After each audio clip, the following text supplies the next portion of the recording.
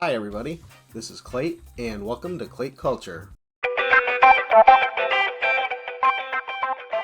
Today on Clate Culture, we're going to go over the October previews for comic books. So to start with, you can see my screen. I've got listed out here everything by publisher, Marvel, DC, the independent comics that I'm really looking at for October. This is in the previews. You can look it up, several different websites. There's a lot of good ones out there. A lot of them you can get good discount on. And what I'm targeting with this video is all of the comics that have potential for making you a pretty good investment, pretty good profit. And I'm going to target that one book that I think is worth single issue speculating on, taking one of the books, buying a lot of them, and expecting that it should pay off in the future.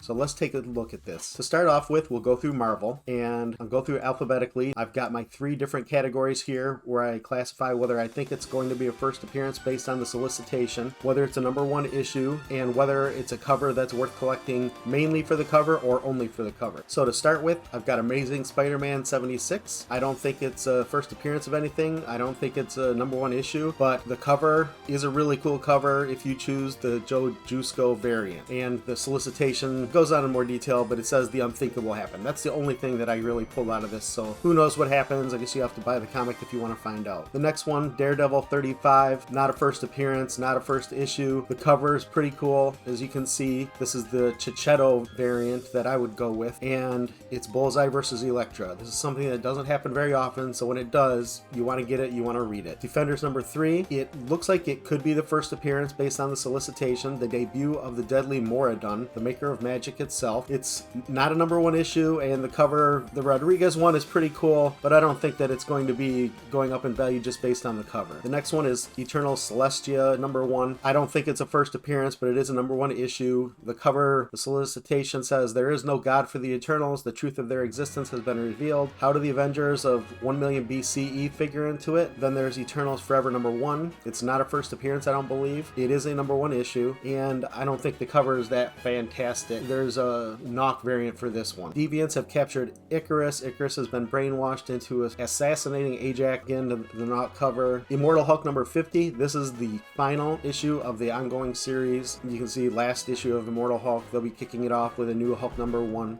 So something monumental might happen in this that will lead into the next Hulk, or they could just, hey, story wrap up. It's not a first appearance to my knowledge, not a #1 issue, obviously. The cover, Joe Jusko is a great artist for comic book content, and Hulk vs. Thing is just something that is always going to be something that's classic. Marvel Voices Community #1. It is a first appearance, I believe. It's a #1 issue, and I don't really think that the covers are that fantastic. It says, an all-new hero takes the stage. Marvel celebrates the mighty Latin X heroes. There is a Quesada cover and a Zetro cover for this one. Quesada one and the Zetro one both look like maybe they have a new character on there, but it's hard to tell. Phoenix Song Echo #1. I don't believe it's a first appearance, but it is a #1 issue. The cover's not bad. I really love the cover. I don't know that people will be collecting this cover long term just for what it looks like, though. It's basically just a, hey, here's what the character looks like. One of the most powerful entities in the Marvel Universe chose Maya Lopez as its new avatar, and I select the Hue cover as the one that I think is the better looking one. United States of Captain America #5. It's not a first appearance to my knowledge. It's not a #1 issue. The cover is pretty cool. I don't know if it'll ever be iconic or anything like that, but it is a nice cover. By Perel, and the solicitation says the captains band together in one last epic battle. So you can see all the different captains, including Sam Wilson on the cover. Venom #1, I don't believe it's a first appearance. It is a first issue. The covers, I'm not really fond of them. There is a Momoko one that looks okay if you like Peach Momoko, but I really don't dig it. It's an all-new Venom written by Al Ewing, Ram V, and Brian Hitch. Wolverine 17, not a first appearance to my knowledge. Not a #1 issue, but the cover is another Joe Jusko art cover. Wolverine versus Sabretooth. It's classic matchup. Getting into DC, Batman The Long Halloween Special #1. Is it a first appearance? I don't believe so from the solicitation. It sounds like it's going to be Two-Face and Riddler against Batman. Is it a #1 issue? Yes, it is a reboot of the Long Halloween specials. The cover looks really neat. If you look at that, that looks fantastic to me, by Tim Sale. And it says, join us for the reunion of the Batman Halloween specials. Catwoman 36. Comics. Not a first appearance to my knowledge, not a #1 issue, but the Jenny Frison cover looks great. If you look at the different colors in here, the reds in the background just kind of pop with her. Future State Gotham #6. I don't know if it's a first appearance. The solicitation says All Out War. New supervillain is Warmonger. I don't know if this is his first appearance or not, but it does say that it's a new supervillain. It's not a #1 issue. The cover I don't think is that great, but if I were to pick one of these up, I would go with the Rose Besch cover. DC versus Vampires. I don't know if this is going to be a first appearance. It is a #1 issue. The cover looks great. It really looks a lot to me like Batman Damned or a Deceased cover, and the solicitation has a lot of information about the story. Oh, this is what goes on, but really it's DC heroes against vampires. Green Lantern #7. Again, don't know if it's a first appearance. It says John enters the realm of the Golden Centurions and their mysterious master, the Lightbringer. So is it his or her first appearance? I don't know. The one thing that I believe in this, it's not a #1 issue, but the cover, I haven't seen artwork like this before. So this could be something unique, something worth collecting. The Santucci cover just looks great. Wonder Girl #6. It's supposedly going to be a first appearance. It says Yara meets Potira, which I think that's a member of her tribe that was lost, that she's looking for. It's not a #1 issue. The cover, it looks okay. Doesn't look that great, but the thing that it's got going for it is if she is meeting this Potira and this Potira becomes something special, she's on the cover. It should be her first appearance on the cover. I would go with the Stanley Art Germ Blau cover, which hasn't been shown yet. This is the only cover that's shown. So she is on this one, but we don't know if she's going to be on the Lau version. As we get into the indies, you'll see I've got a lot of #1s in here. That's usually the one in the indie area that is going to have the most potential as a #1 issue. You don't want to miss out on the first issue if it's going to be a hot series. To start with, Image has Hellcop #1. It's a first appearance because I believe it's the first in the series. It's a #1 issue. The cover, I'm not really fond of it, but if you are going to get a cover, I would say get the 3D Halloween Van Dyke cover. Probably come in polybagged because I think it also comes with 3D glasses. The solicitation says mankind broke walls between dimensions and they find the reality plane 1301A, which is hell. So could be a pretty interesting read. IDW, TMNT, Best of April O'Neil. It's not her first appearance. It is kind of a #1 issue in that it's a standalone issue. The cover, this is probably going to be one of the only reasons you'll buy this is because of the cover. There's only one cover. It's an oversized collection of the best April stories across multiple publishers. And the reason I would look at this maybe because of the cover is if you look at Raphael, Donatello, Michelangelo, Leonardo, Splinter, Casey Jones, they've got a number of different covers. If you're a cover collector and you have the other ones, you're definitely going to want the April O'Neil, and if they ever come out with it, Shredder one, you're going to want to display them as part of your collection. Right now, the Raphael one is very expensive. It's $40 or $50 raw, so something to consider is this might, if you look at all the rest of these that have been sold recently, it looks like they're holding their own in value or gone up just a little bit over cover price. Boom Studios, House of Slaughter #1.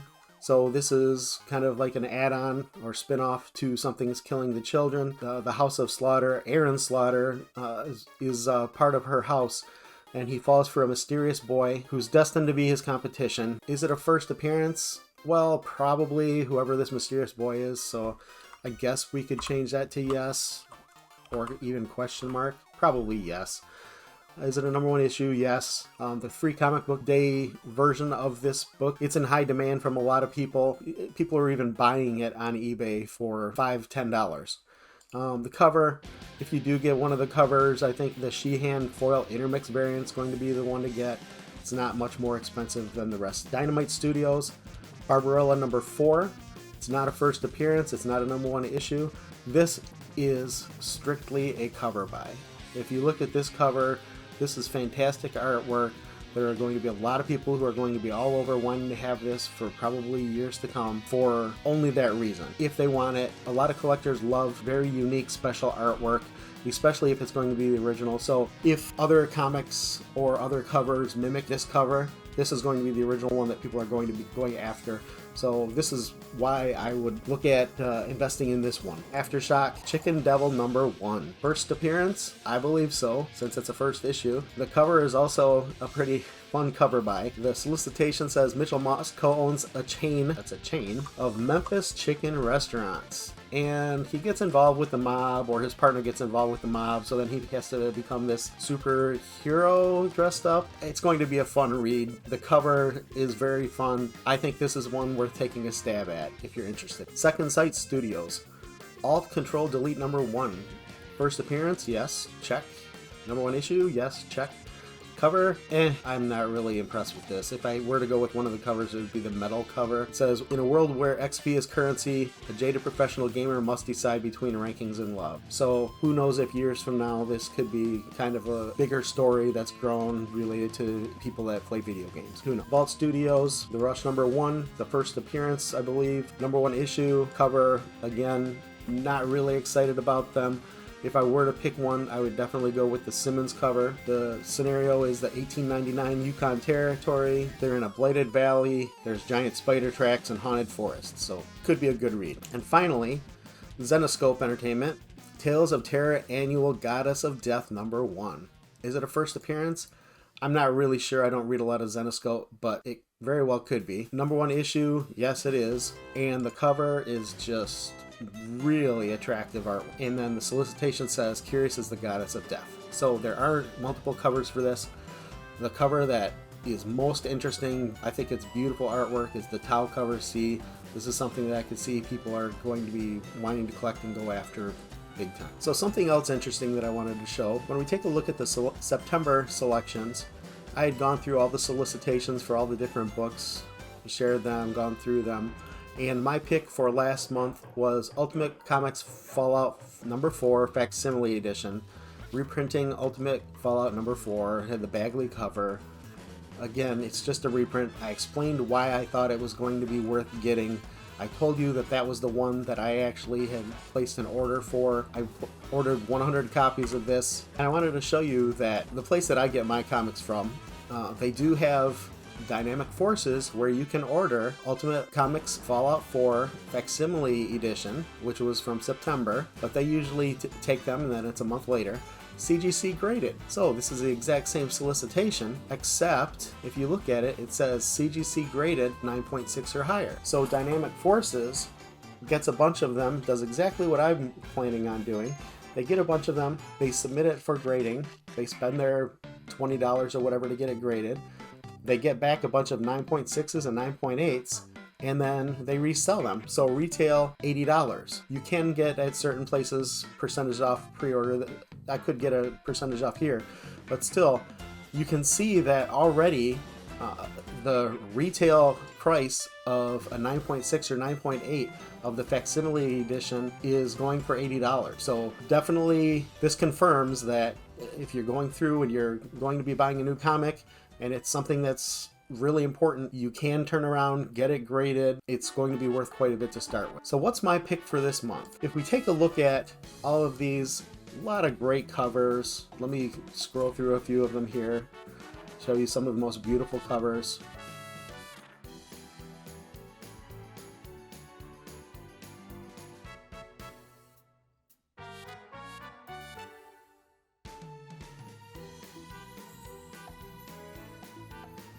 And then there are a few other important issues too. But the one that I'm singling out as my pick of the month, one that I believe is going to be profitable for you to do single issue speculation on, so where you could buy a huge or as big of a number of copies as you can, store them away, keep them in good shape, or even get them graded right away, keep them in good shape, is going to be Batman The Long Halloween Special #1. Now the reason I picked this is because if we look at Go Collect and we look at Batman The Long Halloween, these are the other previous issues, and granted these are from 25 years ago, but if you look at it, Batman The Long Halloween #1, 425, #2, 100, #3, 130, 150, 100, 90. This one doesn't have enough sales for them to generate, I believe, or they don't have enough recent sales. And the reason I say that is because yes, you're skipping number 7 and 8, but you come down to number 9 and fair market value is $130. Again, you see the same thing 4, numbers 10 and 11, but then you skip down to number 12 and 13, $130, $110. Even the Halloween special that was for a free comic book day 8 years ago was $50, rated at 9.8. So with all of these, at holding those values, I believe that if you were to get Batman The Long Halloween Special number 1, it's going to hold its value. It's going to increase in value over time. The cover is absolutely beautiful, especially for a Halloween issue. It's something that I think that you should keep, that you should have graded right away to keep it in great shape. And over time, you'll be able to make a good profit at it. If I were to look at something that I think is a little bit riskier, but potentially much higher reward, if you want to be on the safe area, you could always go with Venom number 1, Future State Gotham number 6, DC vs. Vampires, Wonder Girl number 6. Those would all be safe options by the main publishers, DC and Marvel. If you wanted to get something even more risky, but potentially much higher reward, even potentially fairly quickly, I would say go with Tales of Terror, Chicken Devil, and one that I think could just be absolute fire, Barbarella number 4. So that's it for this month, everybody. Tune in next month for the November solicitations and my pick for the month. If you can, please hit that like button, hit the subscribe button so you know when new content drops, and if you have any comments, please leave them below. Thanks, everybody.